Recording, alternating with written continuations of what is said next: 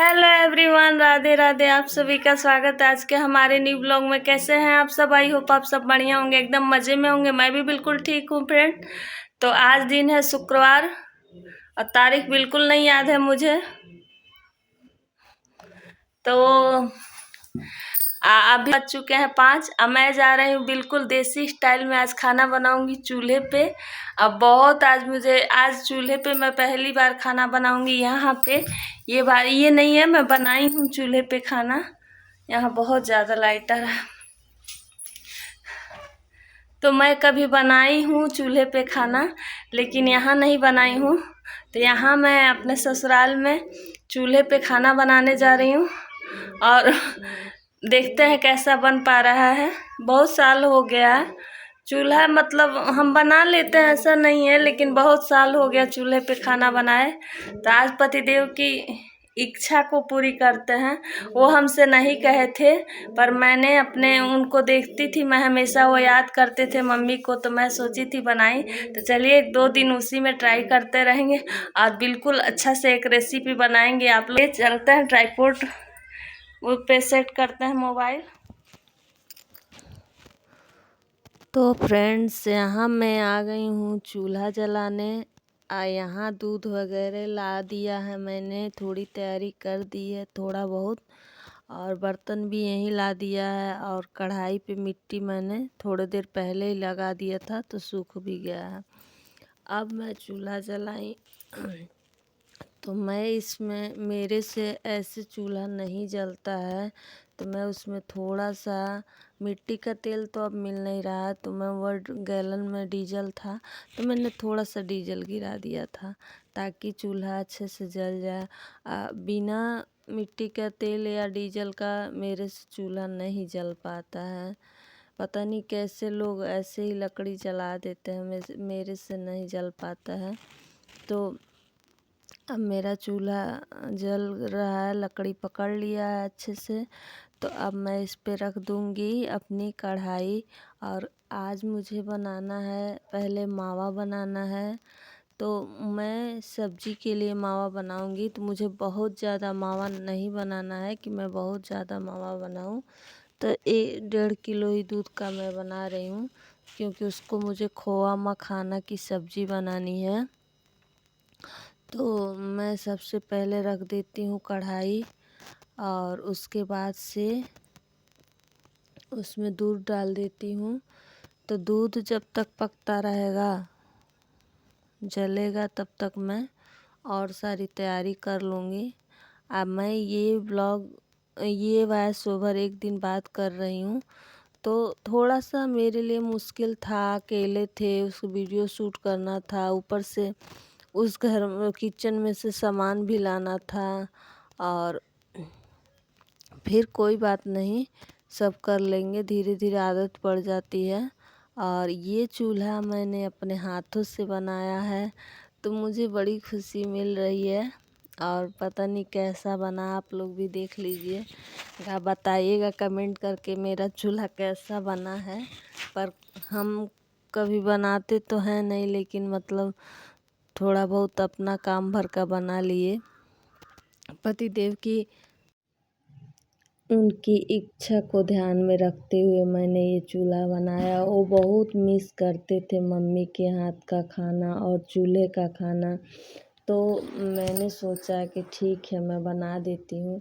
Daily तो मैं नहीं बना पाऊँगी चूल्हे पे, क्योंकि सुबह बहुत जल्दबाजी रहता है। मेरे से ऐसे चूल्हा जलता नहीं है जल्दी, तो इसलिए। लेकिन ठीक है, अगर हम 2 दिन 4 दिन भी बना के खिला देंगे तो हमें खुशी ही होगा, क्योंकि उनकी इच्छा भी पूरी हो जाएगी।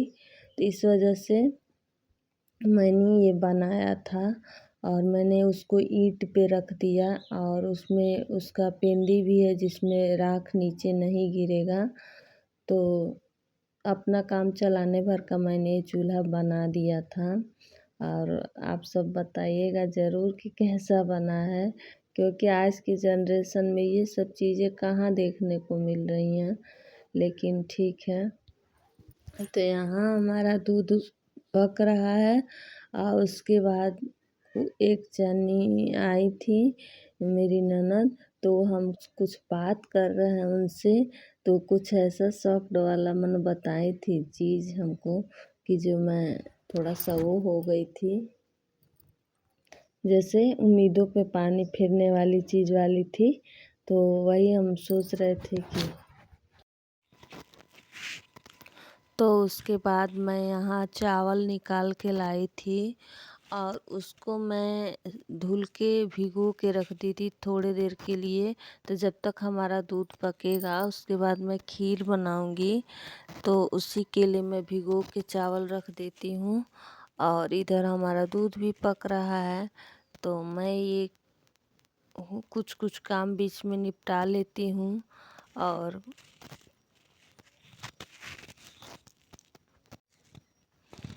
फ्रेंड्स, जब ये चावल मैं धुल के रख दी थी और मेरी कैमरामैन वही आई, तो मैंने बहुत ज़्यादा कैमरे पे धुआं जा रहा था, तो मैं बोली थी कि बहनी थोड़ी देर के लिए बंद कर दीजिए, धुआं जब तक जा रहा है, अब वीडियो भी बहुत लंबा हो जाता है, तो थोड़ी देर बंद कर दीजिए।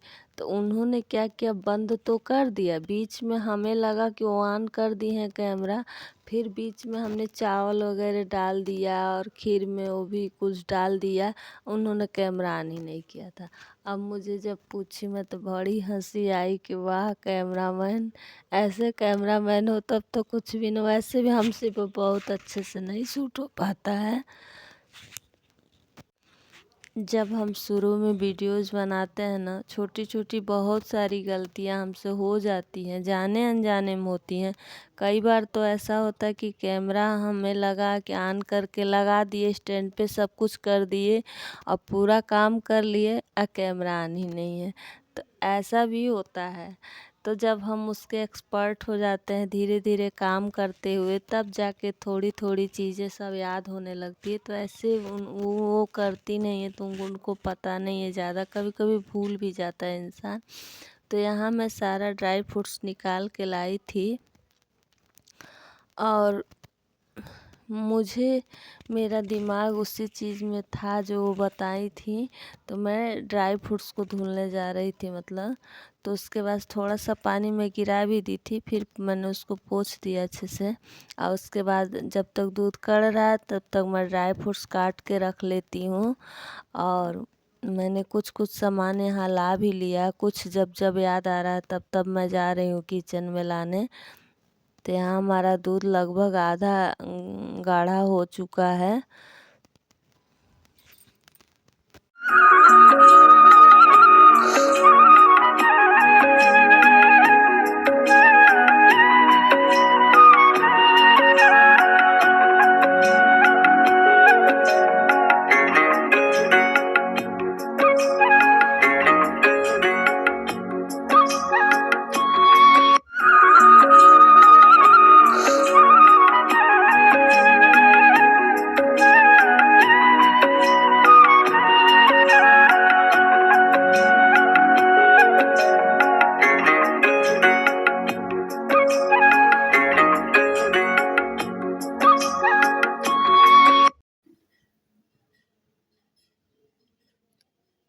तो इधर दूध के किनारे किनारे जो भी लगा था, जैसे जब दूध जलता है तो किनारे किनारे उसका हो जाता है, तो उसको मैं छुड़ा दे रही हूँ और ताकि वो दूध में ही मिल जाए, खोआ बन जाए उसका।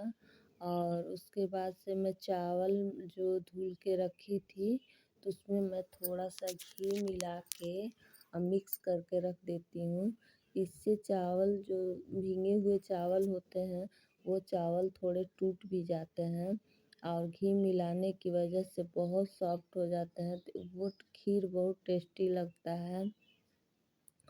और मैं चावल को आज भून के नहीं बनाऊंगी, लेकिन जो चावल मैंने धुल के रखा उसी चावल में से जब मैं दूध रख दूंगी तो थोड़ा सा चावल मैं बचा लूँगी और उसको मैं पीस लूँगी मिक्सी में। और उसके बाद से और चावल में मैं उसमें डाल दूँगी। तो यहाँ लगभग हमारा खोआ बन के डन हो गया है और यहाँ बस जो लास्ट का प्रोसेस होता है वही मैं कर रही हूँ। अब मैं उन्हीं से बातें कर रही हूँ, हंसी मजाक हो रही है कि वो मेरे चूल्हे को देख के बहुत खुश थी, तो इसलिए मेरे चूल्हे को देख के सब लोग खुश थे। छत पे से धुआं निकल रहा था तो भी पूछ रहे थे लोग कि चूल्हे पे खाना बन रहा है क्या। तो कह रही थी कि आप बहुत अच्छा चूल्हा बनाई हैं। और यही सब बातें चल रही थी। और बहुत दिनों बाद चूल्हे का खाना तो हम लोग के लिए एक आश्चर्यजनक ही हो गया था। अब किसी के घर में लगभग नहीं दिख रहा है चूल्हे पे बनाना खाना। तो उसके बाद मेरा खोआ बन गया था।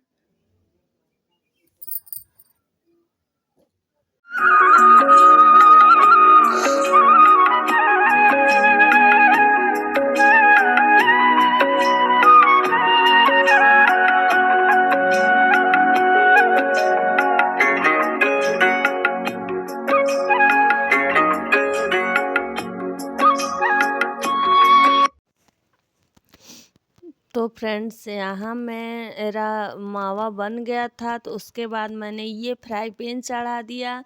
आज फ्राई पैन गरम हो गया तो उसमें मैं थोड़ा सा घी डाल दी थी ताकि दूध नीचे से ना पकड़े। और उसके बाद मैंने दूध डाल दिया था। अब दूध को खूब अच्छे से कढ़ने देंगे। और जब दूध अच्छे से कढ़ेगा तो खीर अच्छी बनेगी, गाढ़ी बनेगी। तो गाढ़ा बनाने का एक सीक्रेट ट्रिक मैं अभी वो कर रही हूँ कि जो चावल मैं धुल के रखी थी तो देखिए उसमें मैं घी भी मिला दी हूँ ताकि चावल अभी सॉफ्ट हो जाएंगे। और उसके जितने सारे वो हैं जो छोटे छोटे जो कण हैं ना वो बहुत अच्छे से पक जाते हैं और चावल भी पक जाते हैं। तो बहुत अच्छा खीर बनता है। और इसी चावल में से मैं थोड़ा सा निकाल लूँगी जिसको मैं पीस के डालूँगी। और एक तरफ मैंने थोड़ा सा दूध कटोरी में निकाल लिया है और उसमें मैंने डाल दिया है केसर के धागे जिससे कलर अच्छा सा आ जाएगा। देखिए जिस पे मैंने पलटा रखा वही कटोरी में मैंने दूध रख लिया है। तो फ्रेंड्स यहाँ क्या होता है ना, जब कोई शूट करने वाला होता है तो वो प्रॉपर देखता रहता है कहाँ तक का आ रहा है कहाँ तक का नहीं आ रहा है। तो उसके बाद वो शूट करता है। और जब हम ट्राईपोड पे लगा देते हैं तो वैसे तो मैं देख के लगाती हूँ कि कहाँ तक का आ रहा है कहाँ नहीं, फिर भी लेकिन जब ट्राईपोड पे लगाया जाता है तो हमें पता तो चलता नहीं, लगा देते हैं उसके बाद काम करते रहते हैं। तो यही थोड़ा सा जो जिसका प्रॉपर आता है उसके घर कोई न कोई होता है शूट करने वाला। तो यहाँ जो मैंने चावल के टुकड़े पीस के लाए थे वो भी मैंने डाल दिया। अब इससे खीर इतनी गाढ़ी हो जाएगी और जल्दी भी हो जाएगा। और उसके बाद देखिए केसर वाला केसर वाला दूध बना के रखे हैं तो वो भी डाल देंगे तो कलर चेंज हो जाएगा। और उसके बाद मैंने उसमें इलायची कूट के डाल दिया था। अब मेरा पूरा खीर तैयार हो गया है तो मैं उसमें चीनी डाल दूँगी। अब मैं बहुत ज़्यादा चीनी नहीं डालती हूँ, मैं कम ही मीठा बनाती हूँ। तो मैं ज़रूरत के हिसाब से चीनी डाल दी थी। चीनी पक गया तो मैंने खीर को उतार दिया। अब मैं ऊपर से गार्निश कर दूँगी खीर को ड्राई फ्रूट से जो मैंने काट के रखा था। तो उसके बाद मैंने कढ़ाई रख दिया और कढ़ाई में घी डाल दिया। अब मैं बहुत ज़्यादा घी नहीं डाली हूँ क्योंकि ऑलरेडी सब्जी में भी तेल पड़ेगा। तो घी तो कितनों डाले ना तो ये जो मखाने होते हैं पूरा घी पी लेते हैं तो ये सॉफ्ट हो जाते हैं, क्रंची हो जाता है, सॉफ्ट नहीं क्रंची हो जाता है। तो उसके बाद से मैं मखाना भूनी हूँ तो मेरा मखाना भी भून गया है। और जब हाथ से अच्छे से क्रैश होने लगे तो मखाना पक जाता है, अच्छे से मैंने भुना गया रहता है। उसके बाद मैं इसी कढ़ाई में डाल दूँगी तेल। और तेल डालने के बाद से मैं डाल दूँगी उसमें तेज़पत्ता, हरी मिर्च। आज मैं सूखा मिर्च का थोड़ा भी पाउडर का यूज नहीं कर रही हूँ इसलिए कि नुकसान करता है। तो मैं उसके बाद से जब मैं तेल पक गया था, मिर्च वगैरह हो गया था, तो मैंने प्याज भी डाल दिया। अब प्याज को कम ही आंच पे नमक डाल देते हैं, उसके बाद सॉफ्ट होने देते हैं। अब बीच बीच में हमारा आटा लगाना, ये सब काम भी हमारा हो ही रहा था। तो जब हम चूल्हे पे खाना बनाते हैं, गैस होता है ना, तो हम अपने हिसाब से उसको कम ज़्यादा कर लेते हैं। पर जब चूल्हे पे खाना बनाते हैं ना, तो वो या तो कम आँच करो तो बुझ जाएगा, या ज़्यादा करो तो तेज़ी जलने लगेगा, तो जो सामान रखे रहेंगे वो जलने लगेगा। तो इसी चक्कर में थोड़ी सी परेशानी होती है, बाकी कोई बात नहीं है, सब हो जाता है। अब मेरा एक्सपीरियंस आज का अच्छा रहा चूल्हे का खाना, क्योंकि कभी कभी चूल्हे पे खाना बनाने में दुखी हो जाता है इंसान, लकड़ी नहीं जलती है या कोई और प्रॉब्लम, लेकिन पर आज का एक्सपीरियंस मेरा बहुत अच्छा रहा था। लकड़ी प्रॉपर एकदम सूखी थी, जल रही थी अच्छे से मस्त वाला, तो हमें कोई परेशानी नहीं हुआ है। और उसके बाद से मैं काजू पीस के ले आई थी। तो मैं देखिए बीच बीच में मेरा ये सब भी काम चल रहा था, तो मैंने काजू पीस के मिक्सी के जार में से मैंने निकाल के रख लिया। उसके बाद मैंने हल्दी, धनिया पाउडर, गरम मसाला और धनिया जीरा हमने एक ही में मिला के पीस के रखा है। तो गरम मसाला, धनिया, जीरा पाउडर, ये सब सारे मसाले जो बेसिक मसाले होते हैं वो मैंने डाल दिया है। और उसके बाद सब्जी को अच्छे से मसालों को भूनेंगे। तो मैं थोड़ा सा पानी डाल रही हूँ इसलिए कि ताकि मसाला जले ना, तेज़ आंच हो गया था तो इसी वजह से। उसके बाद अच्छे से खूब मसाले को भूनेंगे। सिलबट्टे पे जब हम मसाला पीसते हो तो गीला गीला होता है, तो वो तो जलने का उतना तुरंत नहीं डर होता, पर सूखा मसाला जल जाता है तो सब्जी बेकार हो जाती है। तो उसके बाद से मेरे मसाले खूब अच्छे से भून गए हैं। जब तेल सेपरेट हो गया, तेल छोड़ने लगा है मसाला, तो मैं इसमें डाली हूँ अपना जो मावा बना के मैंने रखा है। तो देखिए मैंने इतना मावा लिया था और इतने में हमारी सब्जी पर्याप्त होगी। तो फिर मुझे लगा था कि कुछ ज़्यादा मावा हो जाएगा तो सब्ज़ी बिल्कुल मीठी हो जाएगी, तो मैंने थोड़ा सा उसमें से निकाल के रख दिया था। और जब मावा डालेंगे ना, बिल्कुल चलाते रहेंगे ताकि मावा घी ना बने। और उसके बाद से जो मैंने काजू पीस के रखा था वो भी मैंने डाल दिया था इसी में।